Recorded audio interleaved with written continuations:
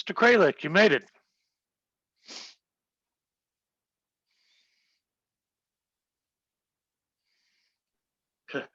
Yeah, I was just going ahead and making sure that the connection was going to still work. I'm on another call at work right now too. Okay. Is joining us. So I just wanted to make sure that we were all set up. I'll be back in about a half hour. All right, sounds good.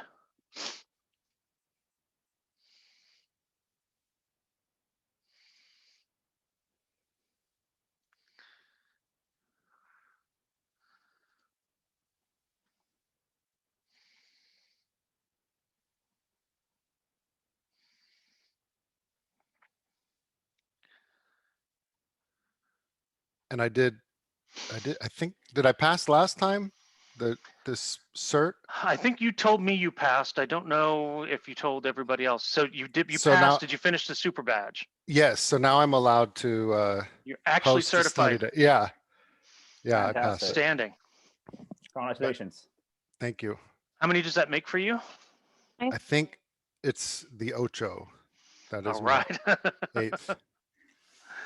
What'd you say, Megan? I saw you light up for a second. Oh, I just said nice work. Yeah. Cheering the team on. Outstanding. But yeah, so now that you've gotten all of that nonsense out of the way, let's start scheduling that certification study day, because I know that's a hot cert everybody wants to have. So Okay. we'll start putting that together. All right. Awesome. And before we move forward, just few more details based on what Paul already covered. So people who are seeking new jobs, you can either paste your contact email or LinkedIn profile link in the chat. And same thing for the people who are finding and trying to find new talent for their team. You can either post the job rec or your contact details if people who are seeking may want to reach out to you if you're okay with that. So you can put either of that in the chat window and just mention what you're looking for, what your intent is. Thanks. Great. I And then, think- so yeah. Jade just popped in on the chat saying that she's a veteran and on the Merivis advisory board. So she's also a good person to reach out to. So she put her LinkedIn link out there. I'm going to go grab that myself. Challenge accepted. All right, thanks. So, All okay, right. yeah, so we just went through that. Yeah. And that. Yep. Yeah. So UTD Mentorship Program, right? I mean, so last year we kind of ran this as our pilot, and we about 30 plus people were our participants.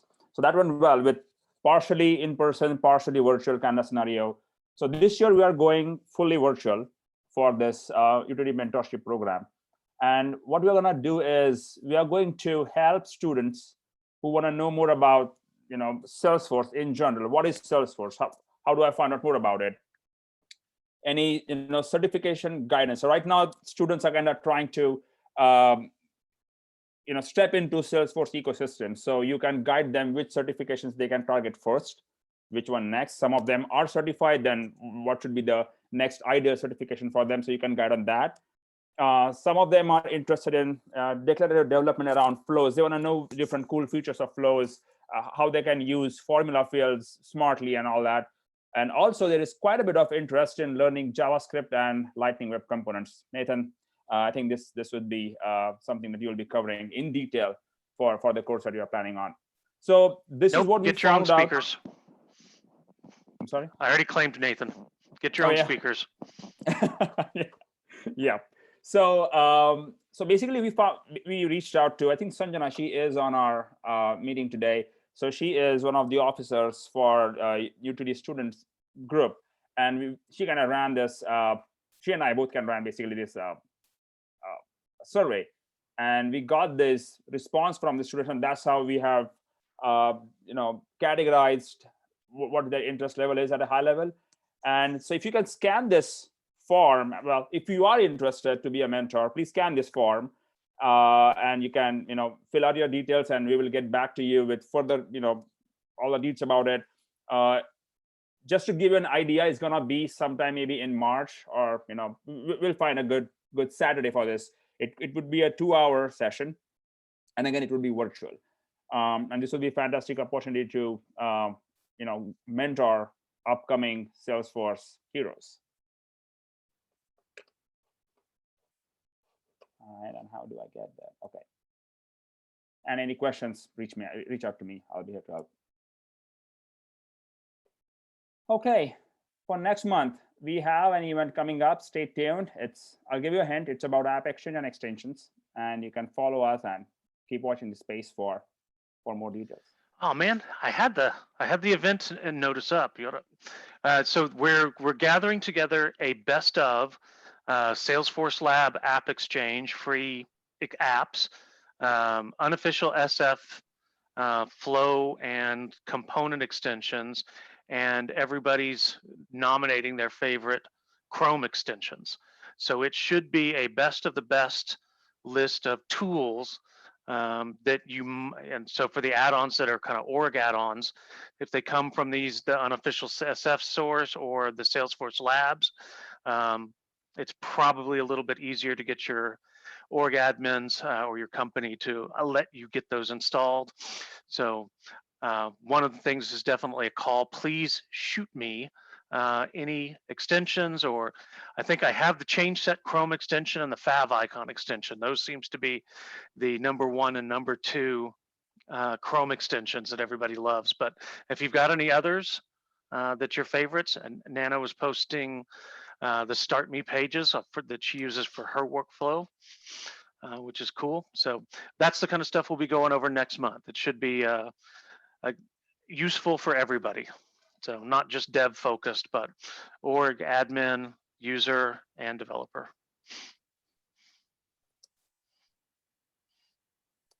Yeah, there is one question about the commitment for the mentorship program. I'm just going to jumping back to my earlier slide. There is no commitment as such. You just have to be available for one Saturday. Earlier we were thinking of like a semester long, but because of this virtual thing, we just want to condense that to just one day. And then after that, it will be up to you to stay in touch with your mentees and guide them through the process. But really, we want to facilitate this connection, and you can take it from there.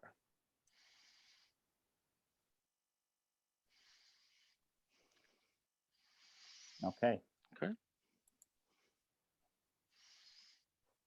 All right, Paul, you wanna introduce Ben? I just have one quick emergency right there. Gotcha. This is Ben. Go for it, Ben.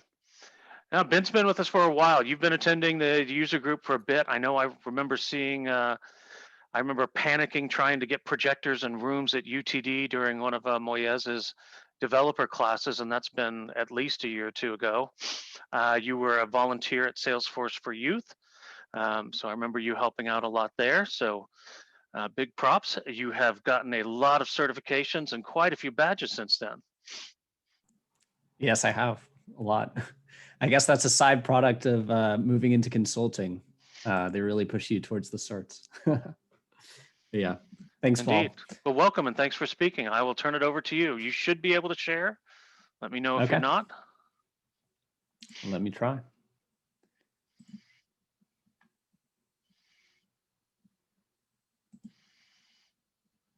All right. And is it okay if I record this? I don't know if it's already. It's already being recorded. Perfect. So I will get you access to it. Appreciate it. All right. Hi, everyone. Again, my name is Benjamin Bratcher. I'll be presenting on dynamic forms and actions today. I didn't know that this slide basically would already have been shown, but a little bit, fun things about me. In addition to working as a Salesforce consultant for internet creations, I also work as an actor in the Dallas-Fort Worth area. So if you tend to go to plays mostly, maybe you have seen me around town. I also love to ride my road bike, mostly around White Rock Lake. And I also grew up in Germany. Fun fact. And please feel free to reach out to me on Twitter or LinkedIn, which you can see down there. I'd be happy to connect. So our agenda for today, for my part at least, there's more to come after that, will be to cover an introduction to dynamic forms and actions, and then we'll have a dynamic forms and dynamic actions demo. And then we'll have a conclusion with some resources available for you as well. All right, dynamic forms and dynamic actions. So what are dynamic forms? Well, this is actually one of the most sought after and highly anticipated features on the idea exchange for Salesforce. I don't remember how many points it racked up, but it's quite a bit. And what dynamic forms allows you to do is break up your page layout into separate field sections. And those field sections can be placed anywhere on the Lightning page. So basically, you are able to, as a declarative developer, have a lot of control over the UI and where the different sections lie, and then also control UI behavior and field visibility logic for individual fields. You can also set field section labels and columns and component visibility for those sections, similar to how you can set it for components in the Lightning App Builder already. Dynamic actions is related to dynamic forms. Basically, what dynamic actions does is take the actions from the page layout and bring them into the highlights panel in the Lightning App Builder. So you can control actions on your pages directly from the Lightning App Builder. And the cool new feature with that is that you can set action visibility per action. And we'll go through that in the demo and take a look at that. So to set you up for the demo, this is our scenario going into it. The Salesforce admin, his name is Jake at Red Curtain Productions, just found out about dynamic forms and dynamic actions and wants to take advantage of it to split up the record detail page of the productions object to utilize field and section filtering. And doing so will provide more screen real estate to their users and also increase performance.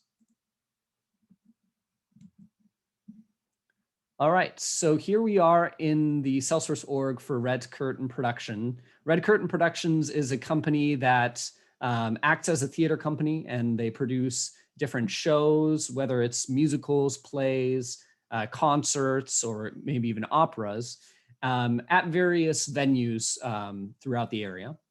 Right now, we're looking at the production record for Les Miserables, or Les Mis, which, if you don't know, is a musical produced by Cameron McIntosh, and I should know this. It should say right here somewhere. I forget who wrote it exactly, but it is based off of the novel of the same name by Victor Hugo. Here it is. Schoenbeck and Bouvier are the main ones who worked on it. So as a fun fact, over here on the right in this picture, that's me right there in the Les Mis production at my college. I played one of the students in the Revolution, just as a fun fact. So, all right, so the production record is the record for the overall production. So you'll have the details of what type of production it is, information about tickets, financials, as well as the dates of the performance and rehearsals. And then related to that are performances, rehearsals, and artist records, just to kind of give you a little bit of a scenario of what we're looking at here. So Salesforce admin Jake, to start working with dynamic forms and actions, all he needs to do is go to this gear icon on the top right and click Edit Page. And that will take him to the Lightning App Builder.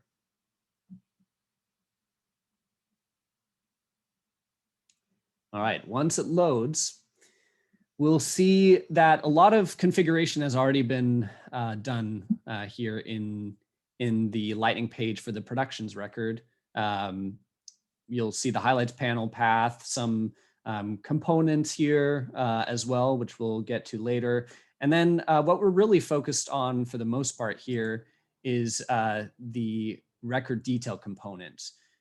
So again, we're taking the record detail component, which pulls from the page layout, and then turning that into a dynamic form. If you haven't used Lightning App Builder since Dynamic Forms has been released, you might not have seen the new tab that has popped up here on the left, and that's the Fields tab. So if we click on that, we can see there are three different sections. So the first field component, which is a field section. So you can drag the field section onto the canvas and then add in individual fields. And so that's the first way that you can build your dynamic form. So you could do it from scratch. Now, as a side note, you do need a field section in order to put the fields into it. You can't just have individual fields on the canvas. And if there are any fields that are universally required, that could be through the checkbox on the field itself that marks it as required, or maybe it's a master detail relationship. And so that, that parent relationship field would have to be required. Fields like that would show up in that section as well. So that's the first way that you can create a dynamic form. The second option, which is a little bit easier and much quicker, is to click on the record detail component, which we already have, and go to the right here. And then you'll see this little message that pops up that allows you to upgrade now. So you're looking at the record detail, and it's basically telling you that you can upgrade it to dynamic forms and start putting individual fields and sections anywhere on the page. So you just click this Upgrade Now button, and then it'll walk you through the wizard to make that transition. So this is basically explaining a little bit more about what dynamic forms does for you. And then when you click Next, you can select your page layout. In my case, I only have one, so it's fairly straightforward. Most organizations, of course, have a lot more page layouts. So you might have to, be a little bit more strategic with which one you want to choose. Hey, Benjamin, and then, can yes. I interject with the same fanfare that I interjected with during our walkthrough? Yeah. Just in case you guys, he's not just playing with layouts and moving stuff around on the page. So as developers, we can get a little bored with page layouts, and we've got to go make a bunch of record types if we want things to change. What he is turning on and enabling is basically the ability to do data-driven dynamic changes inside of the page based on values within the record. So same kind of stuff that you can almost sort of do in flows. That's what he is converting this page layout, this Lightning page, into a dynamic form so that the page will change its render, will show hide components, will allow for lazy loading. It'll reduce extra data on the screen that users don't need when they use it. So this is a huge stitch in time for stuff that we used to have to do with custom forms, Visual Force, and even going to Lightning Web Components just to make pages that weren't super overloaded with data, or having to create 30 record types just because we wanted to hide a record here or hide a record there that such and so didn't need to see once it gets to this point. So sorry to give away the ending of the movie, but I want to make sure that all the developers are paying attention that this is a massive time saver and code saver that you should be using for your projects when you start about thinking of end user display. So I got to see this presentation early, and I'm super excited, and I would be sad if anybody missed what was about to happen. Thanks, Paul. Appreciate Sorry it. for the Yeah, spoilers. it's all good. Yeah, so I won't migrate directly into an accordion because I'll set that up myself. And then you just click Finish, and now Salesforce behind the scenes does some magic to move your page layout into dynamic forms. And as Paul said in his spoiler, this does give you a lot more options and flexibility on a declarative end to customize the UI for your users, which is why this was such a sought after idea on the Idea Exchange. And so we'll look at that here in this part. So again, I'll add this accordion here to organize the different sections. So like Lightning App Builder in general works, which I'm sure most of you are probably familiar with, if the section or the component is not visible right off the bat, then it won't load. So as Paul said before, that's lazy loading. And so that way, if you use an accordion or a tab for your dynamic forms or your components on a normal Lightning app builder page, then the performance of the page is definitely enhanced. And then in addition to that, the way you organize your fields is very important to the user experience and how they, can find the information and how they interact with your object and your data.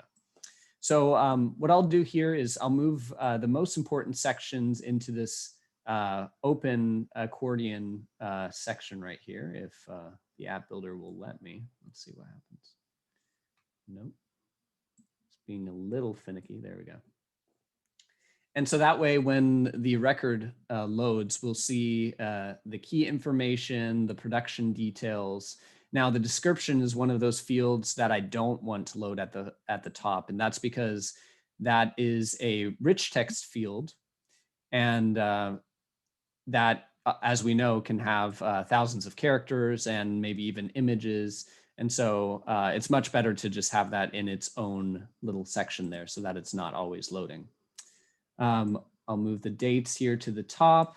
Again, these are performance and rehearsal dates. Ticket information, which as a side note, which we'll get to in a second, the ticket information only really becomes relevant once you can start selling tickets to the production, right?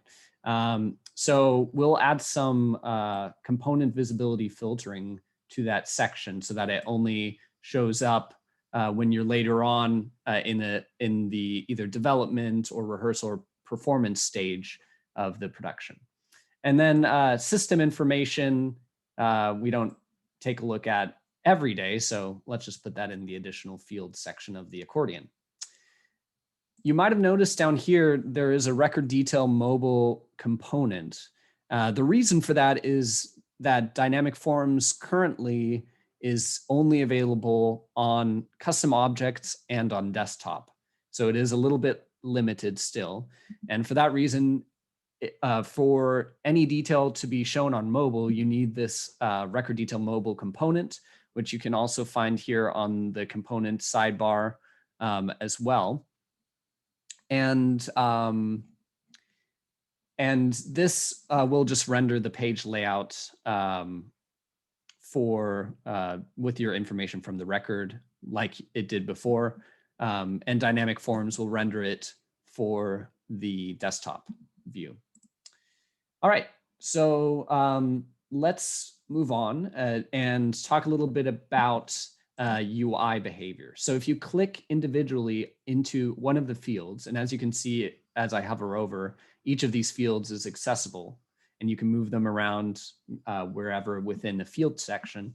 On the right here, and this is the type field, we have UI behavior, none, read-only, or required. So this is an important field for production, and I want to make that required. So I'll select that as UI behavior. And because depending on the type of production, we don't always have a use case for the cast size field, because the cast refers to the actors or performers in a production. And you might only have that for musical or a stage play or an opera, but not for a concert or a live performance of other kinds. So what we'll do here is click on the cast size field and then add some field visibility filtering. So this can be done by either a record field on that same record. So you have all of the fields available in production object here. Or if you want to go a little more advanced, you also have access to user fields or also permissions in addition to record. So this is really the brilliance of dynamic forms, is being able to decide, what fields you want to show in what conditions. Now the record field is pretty straightforward, but of course, if there's a field on the user you want to reference, or even on the profile, you can go through, to the profile and kind of choose from there. So it almost, in some cases, might alleviate the need for multiple record types or even multiple page layouts for different profiles. So that's pretty exciting. So what we'll do here is filter by type. And as you can see, concert, live music, musical, opera. So I only want it to show up for type musical, stage play, and opera. So I'll go ahead and set these filters.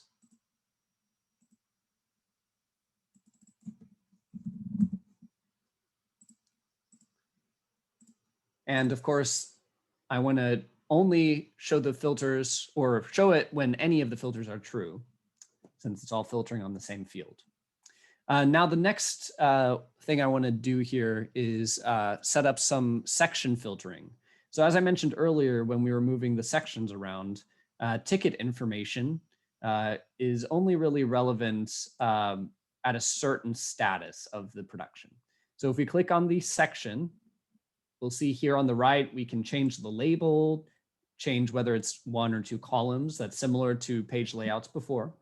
But now we have component visibility filtering. And this is exactly like component filtering on Lightning App Builder for other components. And what we'll filter here is, again, by production status. And we want that to be not equal to planning. So when we're in the planning status, we don't want to see that section. All right. So that's it for dynamic forms in terms of setting it up. Let's move to dynamic actions next. So again, to set dynamic actions up. Yeah. Really quick, one thing to throw in about the dynamic forms, they are fabulous for internal Salesforce, but just beware if you are using them and you have a community, it does not apply to community pages. And there is no dynamic form functionality yet in Community Builder or Experience Builder. So. Yes, that's right. Thank you, Megan. Yeah, there are some limitations. We'll see in an upcoming slide some of the roadmap items. But thank you for that, Megan. I appreciate it. Fingers crossed that is on there. Sorry, what? I have my fingers crossed that that one is on there. That would be awesome. I don't think it is on the roadmap I saw, but I'm hoping it will be added eventually, yes. All right, so when we click on the highlights panel, this is where we can configure the dynamic actions. So again, we have a similar little icon here or section that says upgrade to dynamic actions. So we can click the upgrade now button, and then a wizard will pop up that will ask us whether we want to migrate. So that's pulling the actions from an existing page layout, or start from scratch. I'll go ahead and just migrate it over to make it a little easier. And again, you select the page layout you want to pull that from. And again, I have one. In most cases, you'll probably have multiple, so you'll just have to be strategic. But I'll show you a way to kind of alleviate that, that potential problem. And that is by adding action filters to each individual action. So for example, if you have a page layout for certain record types or certain profiles, you can add some filtering in there so that the actions only show up for certain ones or don't show up for a certain profile. So again, that alleviates the need to have multiple page layouts. So let's add a few filters here to some of these actions. So the first one here is printable view. We'll add a filter here to only show that based on the device, the form factor equaling desktop. So you probably won't be printing anything when you're on mobile. Maybe you would. I don't know. Most people probably aren't printing Salesforce, I would hope, but you never know. Submit for approval. So this action is only really useful when the record has not been approved yet, right? So let's add, based on the approval status, which is a field on the object, equals not submitted or rejected. That way they can resubmit it, and any of those filters are true. And then lastly, just as an example to show you some profile filtering, let's say we want the delete action to only show up for system administrators. So we can add filter, click on advanced, and under field select, and this is again an arrow drop down that shows you a few other options. And from here, we can go to the user And this is where all the user fields will show up in addition to profile. So you can actually drill into profile, and then from here, you'll have all of the fields on the profile, including name. And so then we want that to equal system administrator. One thing on this profile visibility, just to consider as you're doing this, is it doesn't take away their ability to delete. It just removes the button from the Lightning page. So if you're on a list view, you might still be able to use the drop down and hit delete if you've got that CRUD access. So consider that. You're not actually removing the ability to delete. It's just removing it from the page, so it's not quite so prominent. So think about that when you're thinking about doing this. Yeah, thanks, Nana. All right. Perfect, there we go. So one of the most important things, it might seem very simple and you know, kind of obvious, but Lightning App Builder doesn't save on the fly. You have to click the save button, and I have left before and not done it. I think it does give you a warning, but always make sure to save. So now that we've configured it, let's go back to the record and take a look. So the first thing we'll do here is I'll show you the field visibility filtering that we set up. And as we can see, this has changed slightly to be dynamic forms, right? We have the accordion we set up. So we did our job. That's really good. So if we go in here and look at the musical type. Now I want you to watch this cast size field down here. This is the one we set the field visibility on. All right, so when I change musical to concert, it disappears immediately. And this is the genius that Paul was alluding to earlier, spoiler alert, and that I want to highlight now as well. This is very exciting because you did not have to click the save button for that to work. It's dynamic, and based on the values, I can change it to opera and it'll pop up again, or live music go away. So that's a very exciting feature, and why I think dynamic forms is so brilliant. The field visibility filtering is very quick and responsive, as you can tell. So what I'll show you next is the submit for approval action here. And actually, I'll make a quick change here to make it a little bit more apparent, and add a few more actions to the highlights panel for you to see that. That way I don't have to click on that arrow.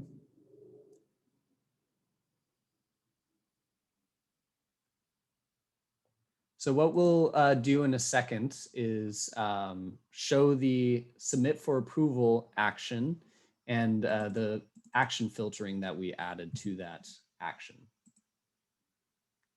I just want to make sure that it's there so we can actually have the full effect. All right.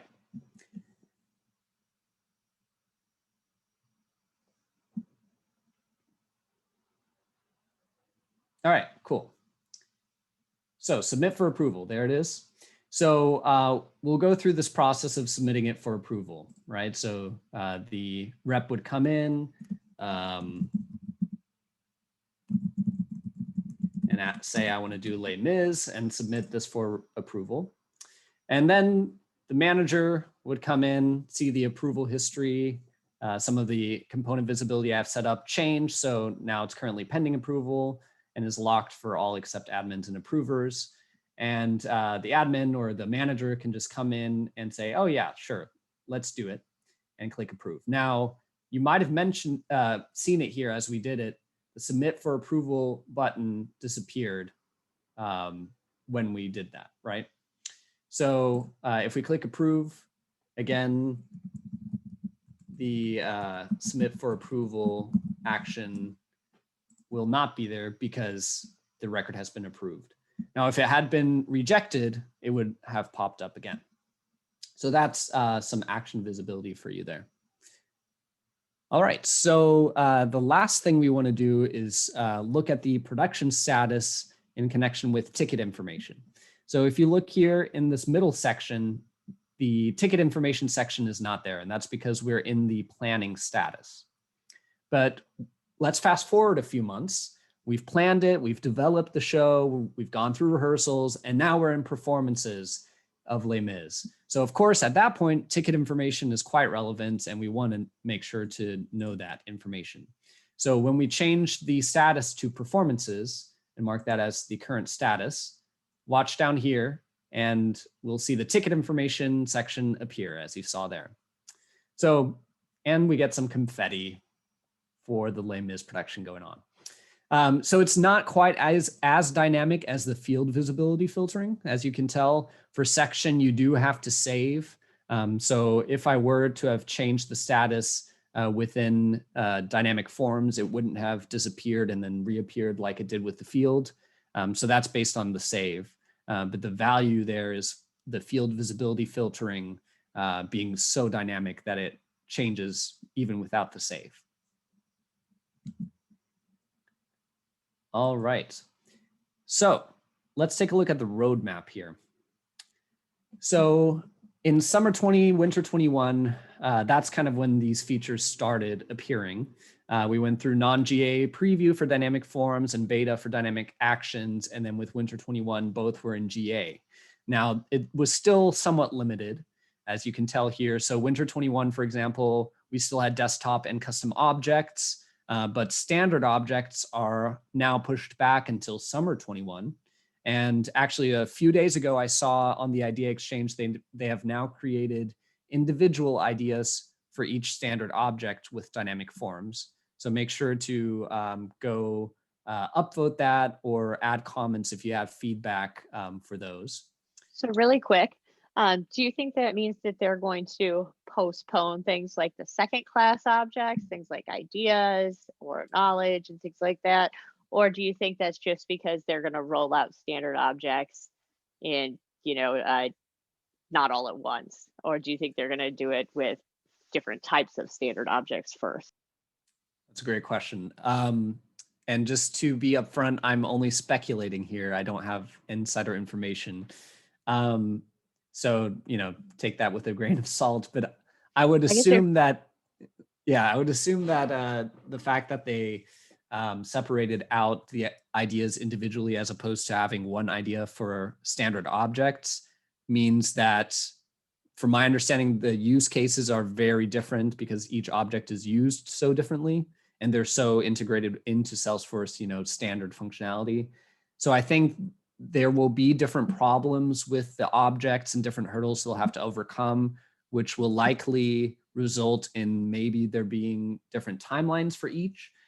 In terms of the priority, I would assume that the ones I saw were opportunity, account, case, contact, and lead. So those 5, which are kind of the 5 main standard objects. I would assume those would be prioritized. Now, I don't know whether that means other standard objects or second class objects are not being included or not. I don't know. But I think we'll see those 5 be prioritized for sure. Awesome. Thank you. Yeah. And you didn't happen to see anything for orders or quotes, did you, while you were looking around? No, Yeah. I Okay. didn't. Yeah. The And link that Jade posted shows the Idea Exchange view. Did you see that? It showed the list. I have been paying attention to the demo and just randomly chatting. I'm going to look back and find it. So it sounds like each of the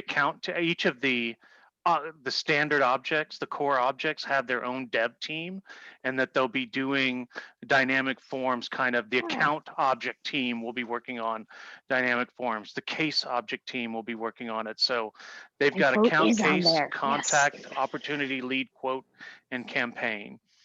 Oh, cool. So that was There's from more Jade's than- comment. Thanks, Jade. Awesome. And that's just Thank you links so to much. go bug them, is what the idea was saying, because the custom object is apparently the gray area custom object as opposed to the black and white on the account, case, and opportunity. And Jade had a question. Is there any concern now that you don't have to have that many page layouts that you're going to overload your page? Will the tip section at the bottom warn you if you're near a limit, or maybe you'll know due to performance or page load? Ooh, that's a good question. I know that there is a help article for dynamic forms. I'm trying to pull it up now. that has limitations and considerations. I'll try to put that in the chat. Yeah, let's we can dovetail that to the end. I want to make sure Yeah. we get the rest of our content going. Yeah. Okay. I think there are limits, but I'll take a look at that and send it to you and let you know for sure. I The found things the I want. considerations link. I'll drop it in for you. Oh, thank you. Yeah, the things I just want to highlight on this slide that we haven't talked about yet is standard object support Spring 21, which is the upcoming release for dynamic actions, and mobile as well. So we are making progress, but it is taking a few waves to get there. I think that standard object support for dynamic forms is what everyone is highly anticipating. All right, so best practices with dynamic forms and dynamic actions. Make sure to use tabs and accordions to organize your fields and sections, as we talked about, to make sure the page performance is ideal. Use visibility filters for relevant information. That might also allow you to keep all of the information on one page through those visibility filtering, maybe by profile or other fields. And that way you won't have as many lightning pages or page layouts to work with. And there are some special considerations when using both dynamic forms and the standard record detail component. I would strongly suggest not trying to have them coexist and using one or the other per object. Obviously, if you're still in Lightning and Classic, that would require double work because the page layouts, of course, is what you see in Classic. So there is definitely a lot of considerations that you have to make before making that move. So just keep that in mind. And then also related lists currently have to be controlled from the page layout, even if you are using dynamic forms. So there's still some things that haven't quite been carried over. So a few key takeaways. Dynamic forms is a powerful tool for both admins and developers. Make sure to familiarize yourself with these tools because they're the future. And you can utilize these tools to create a much more flexible user experience and also reduce schema complexity with declarative UI programmability. So a lot of these capabilities weren't even possible declaratively. So you had to go to Visualforce or Lightning Web Components to even get close to this kind of functionality. So it's nice that there's a little bit more coming to the declarative side for that. And then again, a reminder, dynamic forms are currently only available for custom objects and on desktop. And I have a few resources. I'll put these in the chat for you as well. So you can learn a little bit more on dynamic forms on your own time as well. But that's all I have for my presentation. Great. Thank you very much, Benjamin. We'll do a full roundtable questions at the end, but I think we covered the ones that were already in the chat. Ame, you want to go ahead and take us? Thank you, Benjamin. That was great. Sure. Thank you, Paul. Thank you, Benjamin. It was fantastic. All right, let me go ahead and start sharing my screen for real this time. Which screen do you see? Do you see flow announcements? Yep. Yes, we do. Okay, awesome. I'm just going to cover just one slide here, so I don't need to go into the slide mode. But basically, there are lots of new enhancements coming in the flow area. People who are admin developers or developers who trust heavily on the declarative features, they're gonna love all this. So first is the record prior. So in flows now we will be able to access what was the value before the flow got triggered. I mean, in triggers we know what the value was from trigger.old and trigger.new, and we were able to compare those. Now we can do that with flows, and that's pretty awesome and pretty powerful. Second one is the scheduled path, and we are going to take a look at these guys. So I'm just going to go over the slide real quick. So second one is scheduled path. So you should be able to provide different paths in the flow and decide which ones you want to execute immediately versus which one you want to do with a time constraint. So that's again a very powerful feature that they are launching. And again, then The third one on the screen is multi-column flow screens. So now you can have multiple columns on the flow screens. That's again very, very useful and pretty strong. I mean, it's not just UI, but think about different functionalities that you can put in. And that one is mobile responsive, as well as you can put condition on that when you're using it as a Lightning component and put it on the Lightning page. You can make it appear or disappear conditionally. So that's again very powerful. And of course, there is the last one is easy debugging. I just came with that name, but honestly, they have given you different kind of controls if you are using a debugger in the flow, and you can actually see which path it takes based on the inputs that you get. And before we when I'm gonna demo that, please feel free to chime in, because there is lots of details that we all know and we all can contribute to. So please feel free to stop me or add your nuggets. I'm just gonna switch to my Chrome. That's my preferred browser here. And I'm going to set up. And in the flows, this is pretty brand new org that I spun up literally a few minutes ago. I'm gonna create a new flow over here, and I'm just gonna go with record trigger flow. And here, freeform is fine.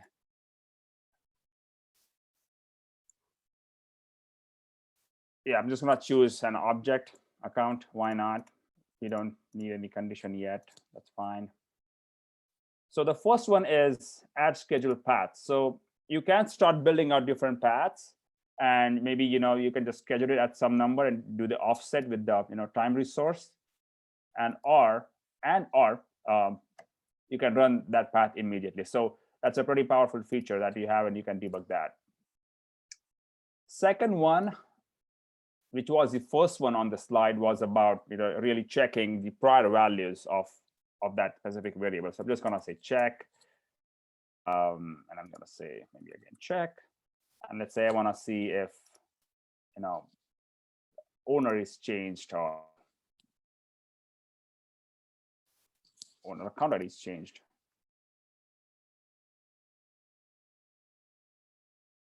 Of course, one sec.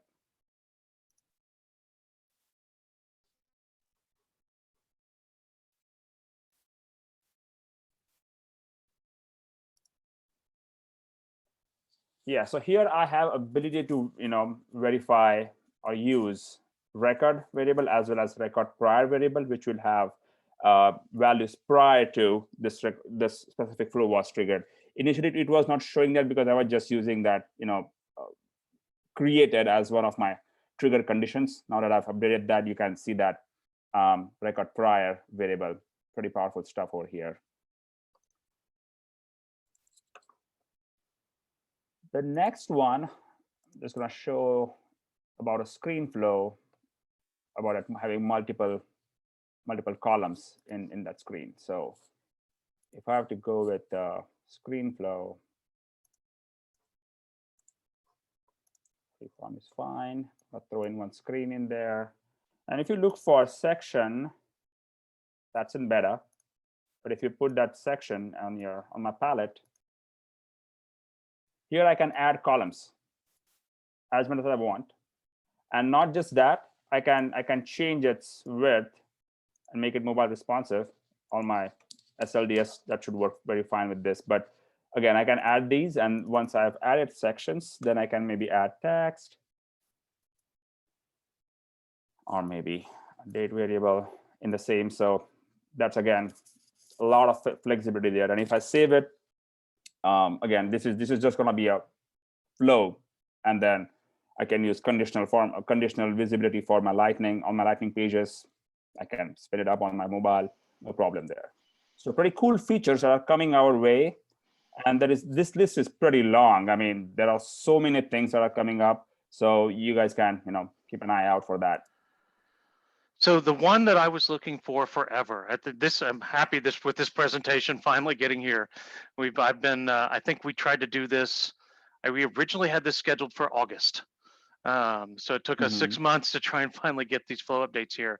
Yeah. I finally found yesterday the flow interface customization link that I was looking for. It's tiny because it's really, it's, and I don't know how new it is, but I just finally figured it out. There's like one sentence. You can insert custom designed elements into your flow screens as lightning Aura components.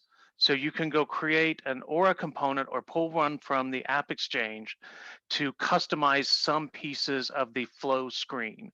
So you can add a custom header to a flow interview. You can do some other things with layout. I did not get through finding it. I kept expecting to see that section in some place where I could just start pumping HTML into it.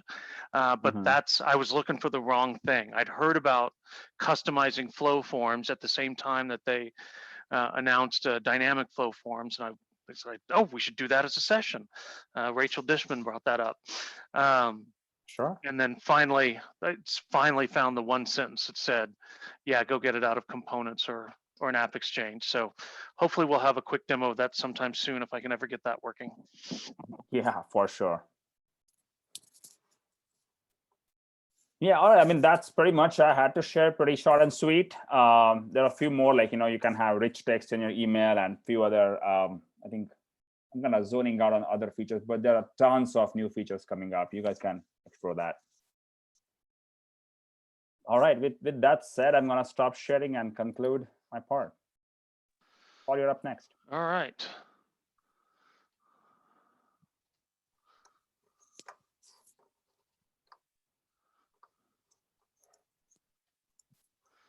All right, so looking for other suggestions on those. Keep shooting them to me. Okay, so I didn't have, this isn't going to be a super polished demo, and it's going to be about half concept and half show and tell. So what happened, there's a neat feature called snapshot reporting that's built in for Salesforce that lets you take the results of a summary report. And if you're wanting to, so I was working on occupancy of a hotel chain. And if you wanted to know, you could tell what the occupancy was of each hotel real time. You knew how many residents there were, people staying in the hotel, and you could get a count. Now, with the system we built, it was showing who was currently there. If you wanted to try and track historical metrics, reporting doesn't really have that. Salesforce doesn't necessarily have that as being able to track, this number changed from time to time. You can't really go back and do reporting over the history log. So one feature that they've got in there, and as I understand it, I only barely got to dig into this before I had to throw it away angry, was they do snapshot reporting. So if you have a report, you build a report with the statistics that you want, and then you schedule it to take a snapshot of that report, and it stuffs it into, you set up a custom object and you say, I want to get hotel name and I want to get number of people staying at the hotel from the report of those same names, and I want to store it with a date stamp of an hour, a day, a month, or a week, or whatever date interval you want, and it will store that data in a separate S object, which you can then go and put reports at and show trends for all historical counts in all of the hotels that you were at the same time. Really neat, perfect for what I needed, until I found out that the customer had not told us how many hotels they had. And once then snapshot reporting works with exactly 2,000 records. And it doesn't say which 2,000, it just picks 2,000, and that's what it records. And everything else, it just gives you a warning of probably everything else didn't get saved. I think it's typically the first 2,000 records on the screen based on your sort. So if you're sorting by the hotel name, you're going to get the first 2,000 A through whatever it hits. So you can split up your reports into separate reports with less than 2,000 records and then do multiple snapshots, but that you have to monitor in it, and it gets tricky. You'd have to come up with that issue. Yeah, you'd have to come up with a theory of I only want to do hotels A through M and N through Z and hope that that stayed the same. So we didn't want to give the client a solution that they wouldn't be able to maintain without going in and having a finger on some of the code or some of the settings. So the next thing I was like, okay, well, that sucks. I'm just going to go write a flow. So let's see, don't time me out. I'm going to go write a flow that takes the snapshot of these numbers and stuffs them in the same object, and I'll run my report there. Got all the way through writing the flow. Flow has the same limits. You loop over, when I pulled all the accounts, which were the hotels, and the numbers that were there, I could only do 2,000 assignments or 2,000 iterations. So let me go through, let me open this up really fast. And when I say iterations, flows will only execute assignments as an iteration. I don't think decisions count, but if I were to go through this loop on this flow 1,000 times, this would count as an iteration, and this would count as an iteration, and therefore I wouldn't be able to, I'd only be able to run 1,000 records through this. So I'd have, if I wanted to work through all 2,000 or 3,000 hotels, I'd have to run this 3 times somehow. I thought I took the error handle out of this to, maybe I didn't save it. Bad, Paul.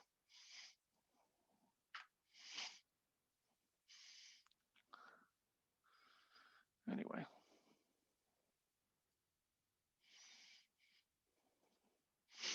All right, cleaner now.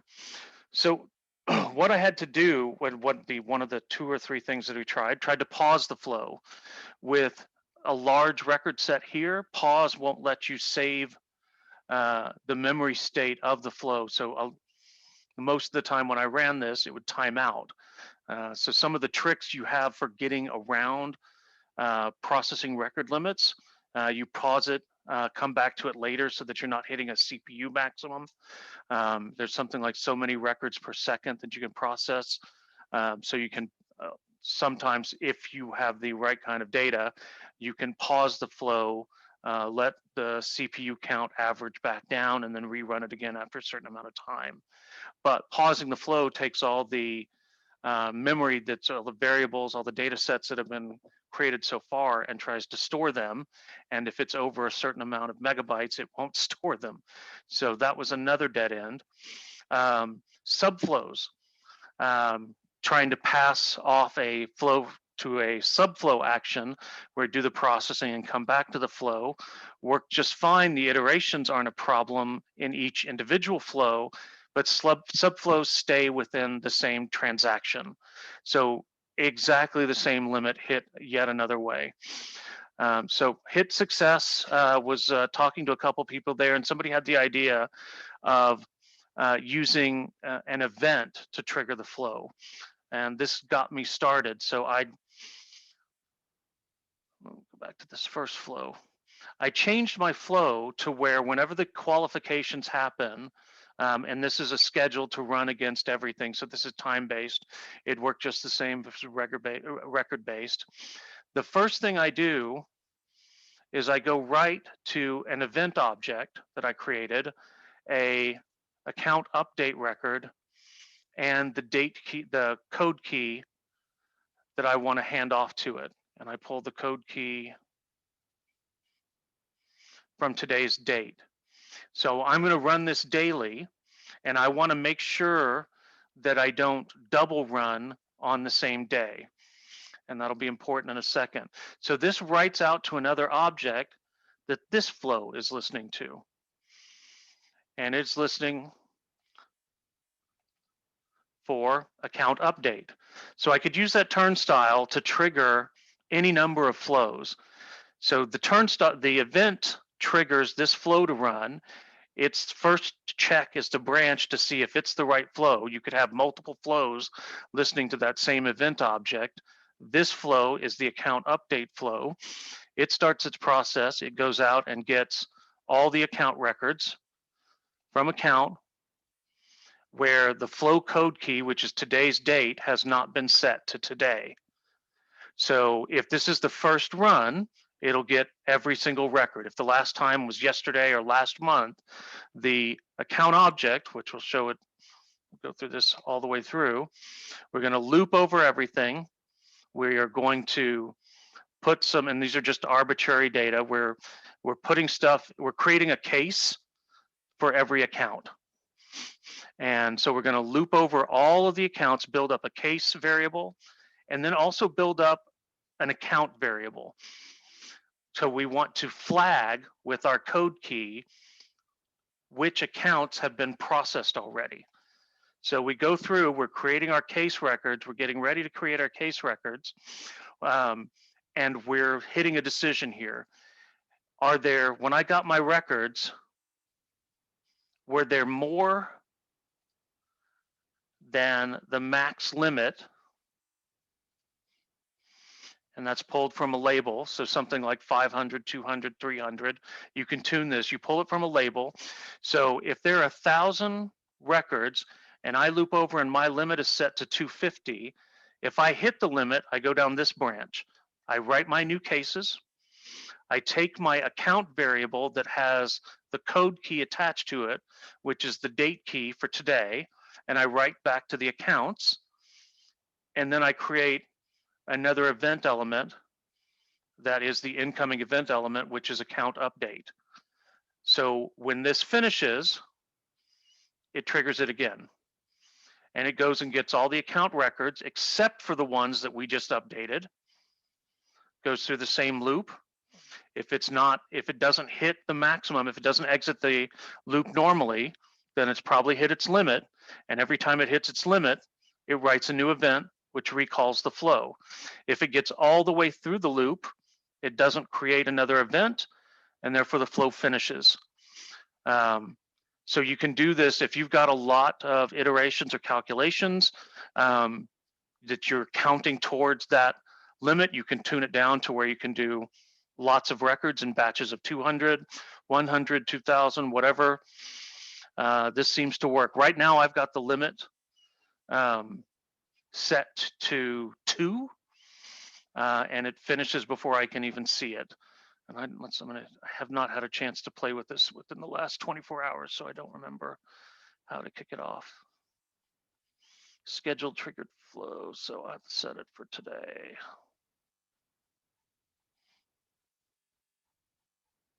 I think I just have to set it for the time. And I'm not going to make you watch me run this. It works. And that's why I had pulled up the, you can't quite see it. Where is it? Not that one.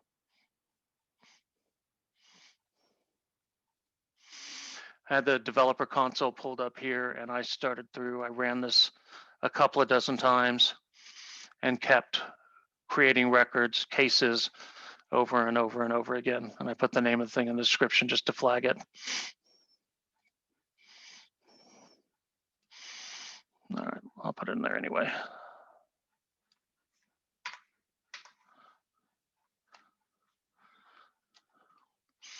Scheduled flows are neat. They list themselves over in the scheduled jobs area. So we'll make sure, actually I just put that in there. What didn't I do?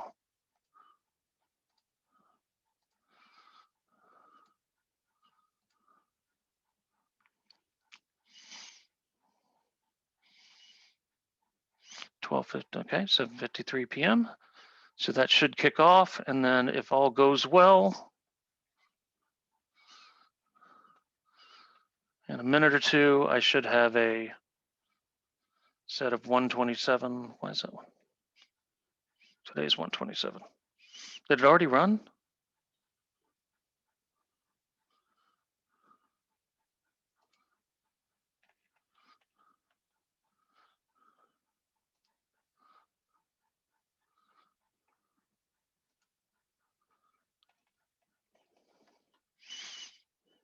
$3:15.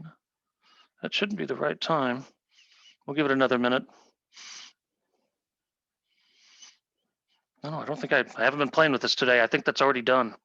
So here are the new records that it went through in batches of 2 until it got done and finished. I don't have any debugs set in there right now to send me emails when it's done. But so that's the turnstile. Runs through the flow. And then if it hits the maximum, it's done. If it doesn't, it basically triggers itself to run again. So I haven't got a chance to play with scaling it. I do not like this piece right here. I am writing an update record. I'm building an account. I'm basically to read from accounts. I'm having to set a flag on the accounts saying I've already executed it. I may add another turnstile object to where I keep trying to think of ways, but I keep running into the 2000 limit, and it still seems to be the most efficient. But trying to pull all the IDs of the accounts that I want to process so that I'm not doing 5 200 record updates to the account object, which could have more flows on it. But I think this is probably an odd case. You wouldn't necessarily want to update every single account for too many different flow operations. Lesser use objects probably not going to be a problem. You won't have write contention with them. So that's my baby. I'm really surprised I got it working, but I have a feeling that there've been so many times that I've had to write Apex code or, task developers or rewrite something in Apex just because we had 10 too many records for a flow to process. And you can go in and try and tweak it and maybe combine this one to this one, but sometimes there's bugs with doing too many assignments inside of the same assignment struct that'll break it. But this lets you break it down into as small a chunks as you want it to and run it for as many records as you can. I don't know if I'm violating some kind of license agreement or EULA to not trick your way around the governor limits on flows, but it's a tool in your tool chest now if anybody needs it.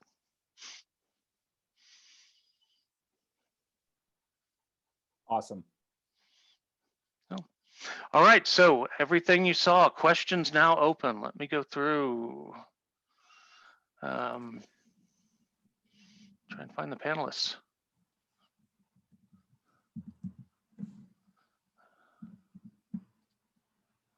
And everybody should be able to unmute themselves and ask questions, except for Monica. I think Zoom is not allowing me to allow you to talk. I don't know why. Monica's got a prior version of Zoom. I sent her that note.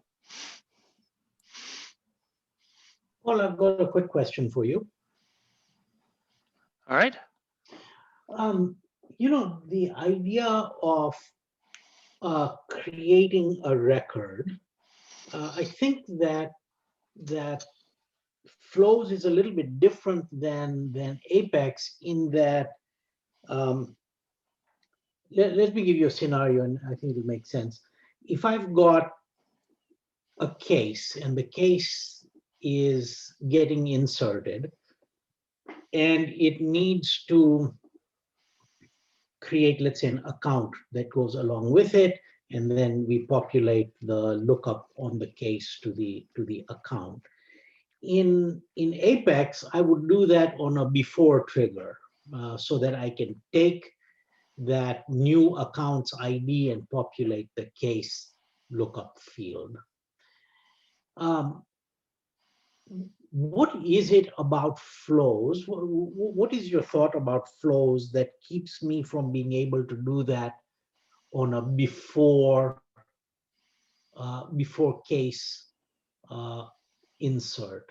Am I missing something there, or is the architecture so fundamentally different that I can't insert an account, get the ID, and update my case all on the before insert of case trigger? What am I missing there? So I think, and I've only scratched the surface of this. I'm only barely understanding it as I dig in and try and kind of poke at the edges here. I think the before insert stuff won't happen, and I want to say you can do. Let me tell you what I think it might be related to. Flows has its own method of bulkification. Flows are running and ready to run at not iteratively, but they're basically, if you hand a flow, if you do a delete, if you do a bulk update and it hits a trigger on a record triggered flow, it's actually kind of running 200 versions of that flow at the same time. And all of the results of those records are being queued up into one SOCL statement. So it's doing its own bulkification And that may be something that's keeping you from doing the before, because I think there just may be some kind of race conditions that you might be getting into with the way flows safely bulkify themselves that keep them from being able to let us do before triggers and only after saves. Yeah, I mean, so Moise, quick question there.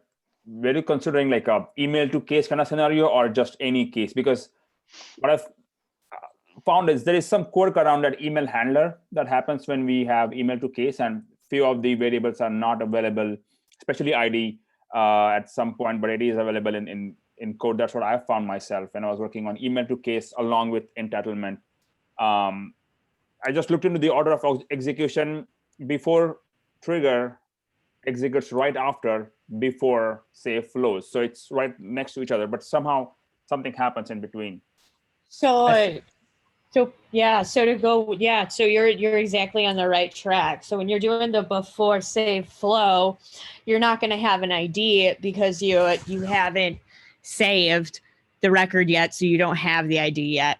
So you have to save to get the ID, unless it's an already existing record, of course. But if you're, for example, creating a record, you're not going to have an ID until after you save. So you can't do it until then, just like with code.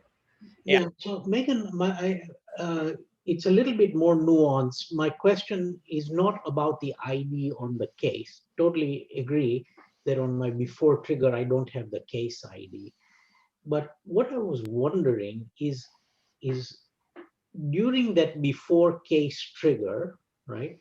In Apex code, I can go create the account, go create it, and that ID does get created, which I can then put on my cases lookup. And this is all happening on the before insert of the case. That capability I don't have in flows, and I was wondering why. You've already created that case though too, in that account, or you've already created that account and then you put the ID onto the case, correct? I mean, for an after trigger and an after flow, that's when you use ID, is when you create or update related records, and when you do anything that relates to launching another flow. Moyes, are you saying that you have a new case and you want the case triggered flow to create an account and then come back and put the account ID on the case? Yeah. I want to do it on the before case trigger. Right. I can chime in too. So before save triggered flows, record trigger flows are very limited in the elements that you can use. So you can only use assignment, decision, loop, and get records. And you cannot update fields that are on related records. And I think I don't know the reason for that per se, but that would be your limitation, I think, with using flow in this scenario, because if it's triggering from the case insert before save, there's no way to do a sub flow from a record triggered flow that's before save to trigger, a before save account flow, right? So I don't know why you're so limited on the elements on before save record trigger flows, but that seems to be the limiting factor with flow. Okay. Thanks, guys. I appreciate the answers. Yeah. Sorry, Moyes, I think we violently don't understand with you. I just dropped a link for the flows with flows, and when the trigger fires for before save flows versus after save flows, and some of the considerations there. So hopefully that can help you get more info. Awesome. Thanks, guys. All right. Well, it's bedtime almost. Sorry, am I? Or we talk? No, it was me. I just wanted to address Jade's question from earlier a little bit further. She was asking about limits to the amount of fields on a dynamic form, or if you're having multiple page layouts. And so in one of the links that I posted, dynamic form limitations, that one addresses the limit being only 100 fields per field section, and then 100 sections in each region. So read through that and see, what, if that kind of answers the question. I'm not sure. I haven't tested it out, stress tested it myself. So I don't know what'll happen if you, go over those limits, whether there's a tip that pops up or, whatever, but there are some limits in terms of the fields you can add. So that reminded me of a fun tip for Lightning page layouts that I've come to realize is that if you use that quick links to related list, instead of putting every single related list on the page, your page loads so much faster. So yeah, just something to think about if you've got a ton of related lists or if your pages are loading slowly. Yes. Great, excellent. Well, cool. Well, thank you everybody for showing up. If you have any other questions, speak now. Special thanks to our community representatives and all the excellent MVPs that have showed up tonight and helped us out, added flavor to the presentation. Again, please send me ideas for your favorite tools, add-ons, or extensions that you've used, preferably stuff that's kind of Salesforce or 1 degree of Kevin Bacon away from Salesforce, not third party, not pay, not, but anything that's kind of Salesforce adjacent. I'd love to have that so that we can share and have tools that we don't feel guilty about asking to install on a client's production org and so that we can get access to. So Moyez, please. You're the only person I haven't individually begged. Thank you again, everybody. Happy first meeting of the year. Looking forward to it. Great turnout. And we'll be in touch soon. Ame, anything for us on the way out? Nope, all good. Thank you for joining us. We'll see you again. Great. Thanks again, Benjamin. Great session. Really appreciate it. Thank you for having me. I Awesome. really enjoyed it. Thank you, Benjamin. Thanks, y'all. Thanks. Thanks, guys. Have a good night. Hey, great job, everybody. Thank you. Have a good night. Bye. You too. Thank you all for a great presentation.